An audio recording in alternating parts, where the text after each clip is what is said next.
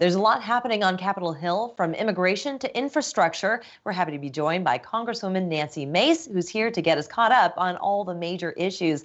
First of all, in light of the Jamal Sutherland death at the Cannon Detention Center, did you think that Sheriff Kristen should resign? What were your thoughts on the way she handled the situation?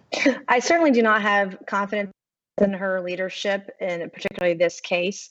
It's been almost 5 months since the horrific tragedy of Jamal Sutherland under her leadership. And she waited 5 months to have a press conference, her very first press conference. She waited 5 months to have it. She misled me on what I was going to see when the video came out, and has made other misleading statements, first in her press conference on Friday, but then again to me over the weekend. And the death penalty, no one should get the death penalty for missing a virtual bond hearing or being mentally ill. And Jamal Sutherland, they were trying to move him from his jail cell where he was alone and not a threat to anybody to another room in that facility for Wi-Fi to attend a virtual bond hearing.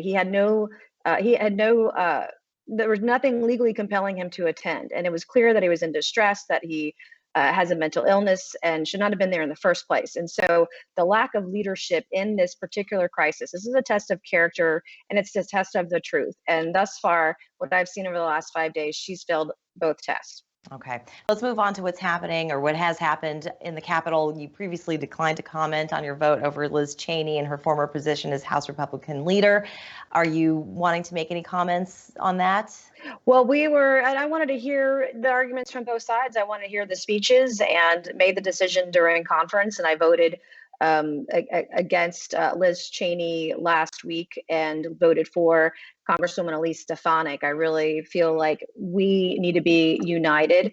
There's so much that we're seeing taken away from everyday hardworking Americans. We're going to see with this infrastructure package the greatest tax hike in American history. We're seeing freedoms dismantled.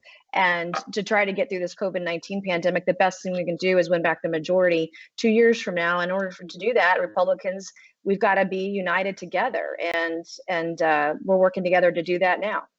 So this is a two-pronged question. One that you did mention is the infrastructure package. The other one, President Biden marked his first 100 days late last month. How do you think he's been doing so far? And what do you think, is anything workable in that infrastructure package? Right now, it's not. President Biden has been far more partisan than I ever thought imaginable. I thought he would come in and be really bipartisan. This election was not a referendum on extremism of either side, and he's done more damage in the first 100 days than I thought possible in 4 years. And what we're seeing today is seeing a hijacking of extremism, of leftists, of socialist policy. When Nancy Pelosi has the slimmest majority she's had in a generation, the United States Senate is evenly split 50-50. This is a time when we should actually truly be working together and find solutions. And yet we're just creating so many problems up here in Congress. I get why people hate Congress. It's very frustrating.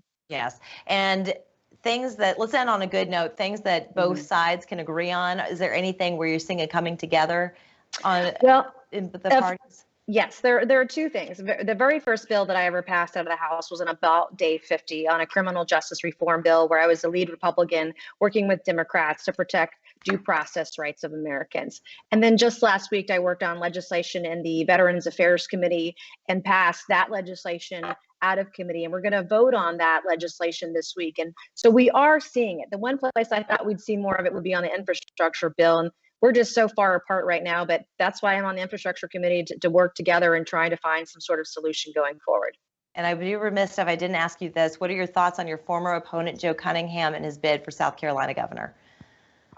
I support Governor Henry McMaster. South Carolina has done a remarkable job during the most challenging times we've seen in our state, in our generation. And I look forward to continuing to support him and the policies that, South Carolina's got one of the lowest unemployment rates across the state and the nation because of his leadership, and we're going to continue to do well. Representative, thank you so much for joining us. Thank you. Congresswoman, good to see you again. Thank you so much, guys.